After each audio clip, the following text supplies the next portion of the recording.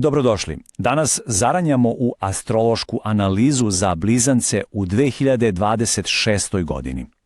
Ovo je godina novih impulsa, godina koja nosi duboke i zaista suštinske promene. Hajde da krenemo redom kroz ovu priču. 77. Znate, ovaj broj nije tu tek tako. Upravo toliko je godina prošlo otkako je Uran, planeta buđenja i revolucije, posljednji put prolazio kroz znak blizanaca. To je čitav jedan životni vek. Oni koji su uživjeli tokom tog posljednjeg ciklusa, oni su iskusili kraj jednog sveta i rađanje jednog potpuno novog. Ta istorijska rezonanca, ona nekako postavlja scenu za sve ono što dolazi, jer svet uvek počne iznova, a ovaj tranzit donosi baš tu energiju lične obnove. Uran se sada vraća. Ne u isti svet, naravno, ali sa istim, večnim pitanjem. A to pitanje, koliko god možda delovalo teško, u sebi nosi nagoveštaj odgovora. Jer sama spoznaja da promjena dolazi, to je već prvi korak spremnosti, čak i ako ne znamo njen konačan ishod. U redu, hajde da zaronimo dublje. Uranov ulazak u znak blizanaca je verovatno najvažniji tranzit decenije. Zvuči dramatično i jeste, ali drama nije uvek loša stvar. Ponekad je drama samo život koji više ne želi da čeka. 7 godina. To je dovoljno dugo da se sve promeni. Posao, grad, ljudi, pa na kraju i sam odraz u ogledalo. A opet, dovoljno je kratko da se shvati da zaista nema vremena za odlaganje. Život jednostavno kuca na vrata, i to sve glasnije, dok se ne otvore. Blizanci su poznati kao majstori prilagođavanja, umeju da budu ono što situacija traži od njih. Ali Uranion dolazi sa pitanjem koje se možda odlagala čitavog života. Ko je ta osoba kada ne mora da bude ništa, ni za koga, ni zbog čega?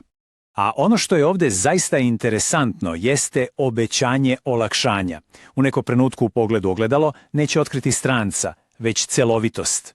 I to nije revolucija besa, već jedno postepeno, tiho otkrivanje istine koja je oduvek bila tu. Idemo dalje da vidimo kako se sve ovo nadovezuje. Dok se identitet menja, prirodno menja se i okruženje. Saturn i Neptun sada ulaze u polje koje čuva prijatelji i snove, donoseći period dubokog preispitivanja. Ove dve energije rade zajedno, što je zanimljivo. Saturn kao planeta realnosti pita, dobro, ko je zaista tu? A u isto vreme Neptun, planeta iluzija, zamagljuje granice, pa postaje teško razlikovati dragu vezu od puke navike ili istinsku inspiraciju od zone komfora. Neki ljudi odlaze i to boli. Neki snovi se puštaju i to također ume da boli. Ali ono što se retko pominje jeste prostor koji ostaje posle svega toga. Prazan, čist prostor u koji može da uđe nešto novo, nešto mnogo istinitije. I ovo savršeno ilustruje poentu. Suština je da ovo nije gubitak, već investicija. Ono što prođe Saturnov test i Neptunovu maglu postaje temelj za budućnost.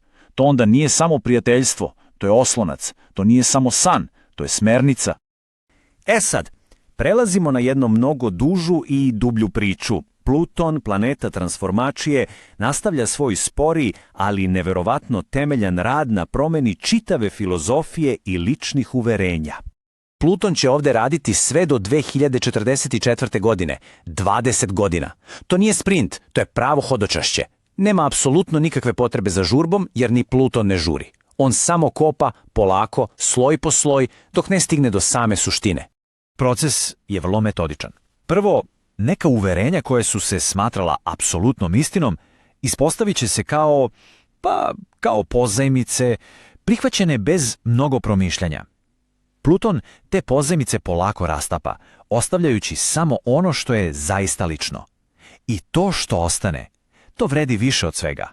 Posle svih ovih dubokih tema stižemo i do nečeg malo konkretnijeg. Jupiter, planeta ekspanzije, donosi olakšanje i to u polje financija, resursa i ličnih vrednosti. Iako Jupiter otvara vrata finansijskim prilikama, njegov dublji dar je zapravo pitanje koje postavlja. Ne šta bi trebalo da bude vredno, već na šta se zaista troši vreme, energija i pažnja. Da li to odražava ono do čega je nekome istinski stalo? U suštini, poenta je da Jupiter nudi priliku da se postane bogatiji u svakom, ali baš svakom smislu te reči. On može da proširi i bankovni račun, ali i svest. I zaista bi bila šteta uzeti samo jedno od ta dva. A sada, trenuci kada se promene dešavaju, hteli mi to ili ne, godina donosi 4 pomračenja, 4 ključne prekretnice koje će aktivirati važne životne ose. Ajde da pogledamo ove ključne tačke. Prvo, februar i mart aktiviraju osu između doma i karijere i donose trenutke odluke. Zatim, u avgustu imamo totalno pomračenje sunca koje otvara jedan sasvim novi svet. To može biti kroz putovanja, obrazovanje ili neke neočekivane prilike.